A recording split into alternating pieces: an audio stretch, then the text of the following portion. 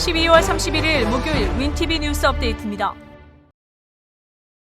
오늘 31일 25명의 공화당 의원들은 미 대통령 당선의 마지막 인증 절차인 1월 6일 상하원 합동회의에서 선거인단 투표 결과에 이의를 제기할 것이라고 발표했습니다.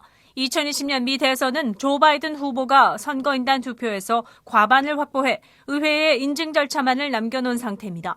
미 헌법상 대통령 선출을 위한 마지막 절차는 내년 1월 6일 상하원이 참여하는 합동회의에서 이뤄집니다. 상원 의장인 마이크 펜스 부통령의 주재로 열릴 합동회의에서 선거인단 투표를 개표하고 그 결과를 발표해 대통령 당선인을 선언합니다. 하지만 이 사이에 선거인단 투표에 이의를 제기하는 불복 절차가 존재합니다. 상원과 하원에서 각각 1명 이상이 특정 주의 선거인단 표결에 이의를 제기할 경우 상하원은 각자 2시간 동안 이를 논의합니다. 이후 상하원이 각각 표결에 붙여 양원 모두 문제가 있다고 결론이 나면 그 주의 선거인단은 집계에서 빠집니다. 상하원 중 한쪽이라도 부결하면 인정되지 않습니다. 공화당의 모 브룩스 하원 의원은 1월 6일 합동회의 때 이의를 제기하겠다고 가장 먼저 입장을 밝힌 상태입니다. 브룩스 의원은 언론 인터뷰에서 미국 시민의 합법적 투표수만 셀 수 있다면 트럼프 대통령이 당선됐을 것이라고 언급하며 이번 주에 다수의 회원들이 선거인단 투표 결과에 이의를 제기하는 그룹에 합류할 것이라고 밝혔습니다. 또한 버지스 오웬스 의원도 많은 미국인들이 선거 절차에 대해 걱정하고 있으며 선거 과정이 정확하고 국민의 뜻을 대변할 수 있도록 해결책을 제시해야 한다고 강조했습니다. 영국발 변종 코로나 바이러스가 미국 내에서도 확산 조짐을 보이고 있습니다. 콜로라도주 외에 오늘 남가주 샌디에고에서도 추가 확진자가 발생했다고 보건당국이 발표했습니다. 두 번째 감염자는 2명으로 콜로라도주 엘버트 카운티의 한 요양원에 파견된 주 방위군인 것으로 알려졌습니다. 콜로라도 보건당국은 현 시점에서 변종 바이러스가 해당 시설 밖으로 퍼져 지역 사회로 전파된 흔적은 없다고 밝혔습니다. 또한 오늘 남가주 샌디에고 카운티에서도 30대 남성이 검사를 받은 뒤 변종 바이러스 감염 판정을 받았습니다. 이 남성은 최근 여행 경력이 없어 카운티 내에서 감염된 것으로 전문가들은 보고 있습니다. 보건당국은 감염 및 접촉 경로를 추적 중이며 커뮤니티 내에서의 감염을 의심하고 있다고 밝혔습니다. 한편 CDC의 헨리 워크 박사는 문제의 변종 바이러스가 기존 코로나 바이러스에 비해 심각한 증상이나 치명률을 보이지는 않는 것 같다고 언급했습니다. 다만 감염률이 높기 때문에 단기간에 많은 환자가 발생할 수 있어 의료체계의 부담이 가중될 수 있다고 우려했습니다. 미 식품의약국 FDA는 어제 30일 미드웨스턴 펫푸드사의 애완동물 일부 식품들을 리콜 조치했습니다. 이 회사의 제품을 먹은 개와 고양이 중 최소 28마리가 죽고 8마리는 치료 중입니다. 문제 음식에는 치명적인 양의 플라톡신이 들어있는데 이것은 옥수수와 다른 곡류에서 자란 곰팡이에 의해 만들어진 독소입니다. 이 음식을 섭취한 동물들은 식욕부진, 구토, 황달, 간 손상 등의 증상을 보였습니다. FDA에 따르면 피해 제품이 미국 내 온라인 소매업체와 전국 상점에 유통됐다고 밝혔습니다. 이에 따라 애완동물 주인들은 애완동물에게 문제 음식을 먹이는 것을 중단하고 만약 애완동물이 이상한 증상을 보인다면 즉시 동물병원을 찾을 것을 당부했습니다.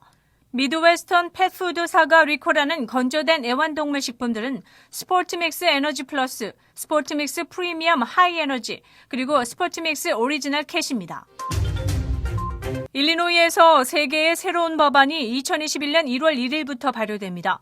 첫 번째로는 일리노이 보험법규를 변경해 당뇨 환자들의 인슐린 비용 상한을 $100로 제한하는 법입니다.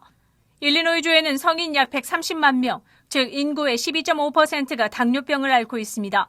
1월부터는 인슐린의 양이나 종류에 관계없이 인슐린 비용을 월 $100로 제한하는 법이 발효됨에 따라 많은 당뇨 환자들의 재정적인 부담을 덜게 됐습니다. 두 번째는 실종 사건에서 실종자의 DNA를 사용할 수 있도록 보장하는 법입니다. 실종 시의 법 집행기관이 실종자의 DNA 샘플이나 가족들의 DNA에서 샘플을 즉시 얻을 수 있도록 개정됐습니다. 이를 통해 사법당국이 실종자들을 더 빨리 찾을 수 있도록 했으며 정보처리실에 실종자, 신원 미상자를 위한 시스템도 추가로 신설됩니다. 세 번째는 최저임금 인상에 관한 법입니다. 일리노이주의 최저임금은 2021년 1월 1일부로 시간당 $10에서 $11로 인상됩니다. 일리노이는 2025년 시간당 $15가 될 때까지 매년 $1씩 최저임금을 인상하는 법안을 통과시킨 바 있습니다. 올해 팬데믹으로 인해 학생들이 장기간 원격 수업을 받게 되면서 이민자 가정들의 자녀들이 영어 능력이 저하되고 있다는 연구 결과가 나왔습니다.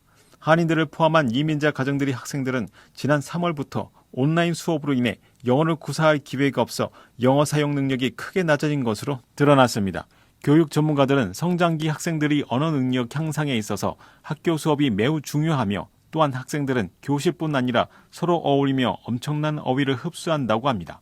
펠로알토대 시타 파텔 교수는 영어 학습자들이 영어를 연습할 수 있는 일상적인 기회들을 잃은 것이 큰 불이익이라고 설명했습니다. 이에 따라 자녀들의 학습 부진에 대한 부모들의 우려도 커지고 있습니다. 하지만 자녀들의 건강과 안전을 위해 무작정 자녀를 학교에 보낼 수는 없어 부모들이 또 다른 걱정이기도 합니다.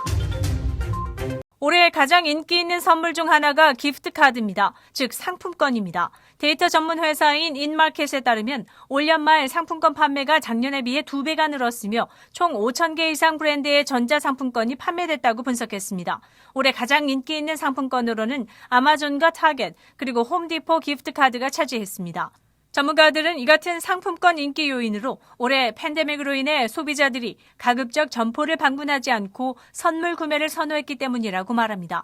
한편 올해 아이들 선물로 가장 수요가 많은 것은 플레이스테이션 5와 레고 세트 그리고 스타워즈 세트로 나타났습니다. 하지만 아이들이 싫어하는 선물로는 어른들이 아이들의 취향을 고려하지 않은 것들로 책과 문구류 등 학업 관련 물품들이 차지했습니다.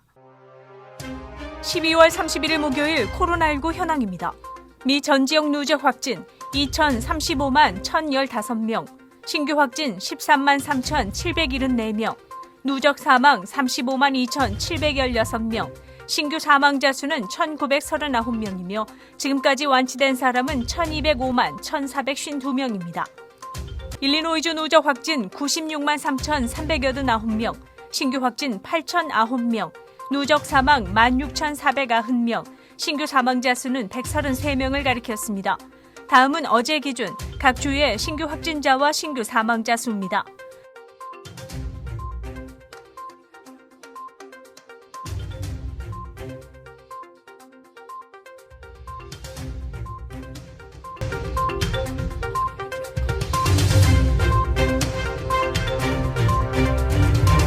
코로나19 데이터 관련 자세한 내용은 시카고토털닷컴을 통해 다시 볼 수 있습니다. 2020년 코로나19의 어려움 가운데서도 윈TV 뉴스 업데이트가 유튜브를 통해 자리 잡기까지 관심 가져주신 모든 분들께 감사드립니다. 2021년 새해에는 더 빠르고 더 충실한 내용의 뉴스 업데이트가 되겠습니다. 새해 복 많이 받으시고 건강하시기를 기원드립니다. 윈TV 24.5와 MCTV 24.6 방송은 공중파 채널을 통해 시청하실 수 있습니다. 코로나19 비상시국 뉴스24에서는 여러분의 제보를 기다립니다.